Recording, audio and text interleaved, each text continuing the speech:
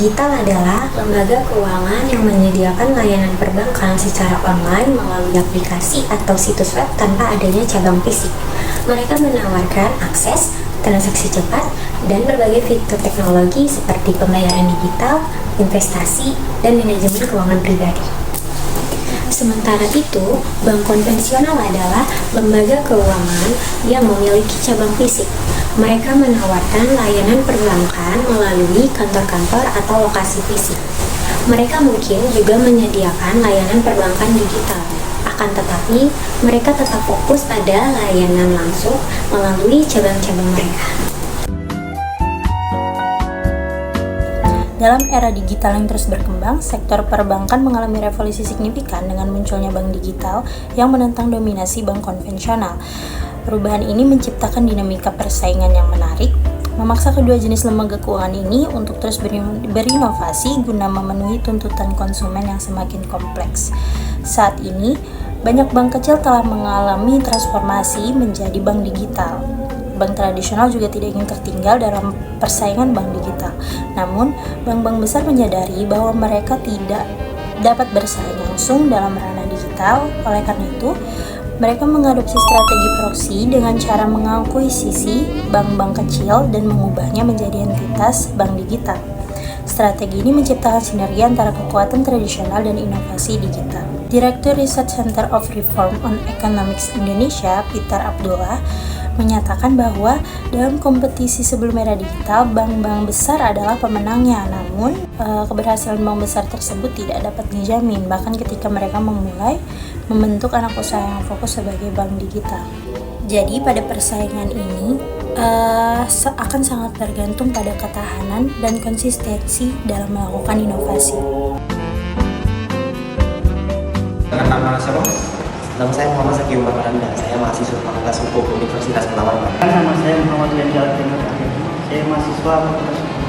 Soal keefektifan uang digital atau uang cash, lebih efektif mana menurut Mas di dalam zaman sekarang ini?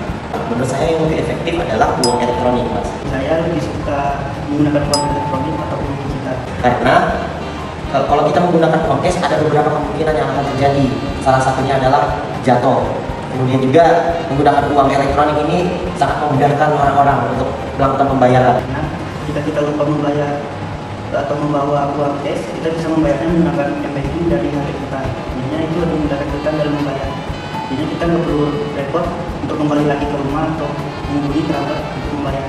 Tapi tidak menutup kemungkinan juga harus menggunakan uang cash. Iya. Soalnya di beberapa toko ada yang tidak menggunakan kode QR atau segala macam itu. Jadi alasan Mas lebih senang menggunakan uang elektronik. Dengan Mas siapa? Mas Salih. Saya mau nanya, kalau menurut Mas sendiri dalam bertransaksi lebih suka via online atau offline? Kalau dari saya pribadi sih saya sukanya offline, Mas, karena lebih simpel ya. Simpel ya? Terus dalam pelayanan bank lebih suka datang ke bank fisik atau lewat online aja, Mas? Kalau untuk ke banknya saya lebih prefer ke banknya sendiri sih, karena untuk menanyakan beberapa hal itu bisa langsung ke customer service-nya. Karena kalau untuk melalui online itu cukup ribet dan memakan waktu yang banyak karena kita harus menunggu customer service antriannya dan yang lain-lainnya, dan membutuhkan kuota yang banyak. Oh iya.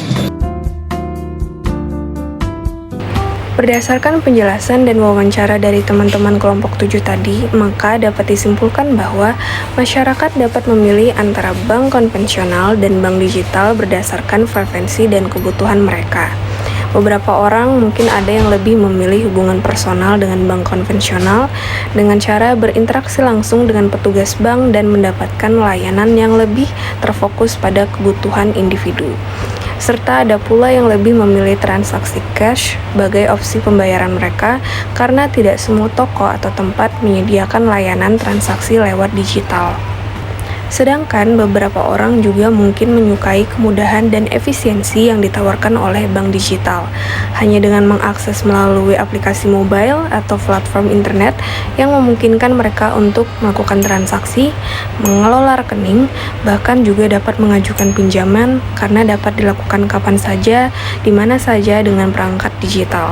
Perlu untuk dicatat bahwa keduanya juga memiliki kelebihan dan kekurangan masing-masing, di mana bank digital atau mobile banking juga lahir karena bank konvensional itu sendiri untuk memudahkan para nasabahnya. Jadi, jika ada kendala dalam memakai bank digital atau mobile banking, pada akhirnya kita pun juga akan tetap ke bank konvensional atau bank fisik sebagai pelayanan kita.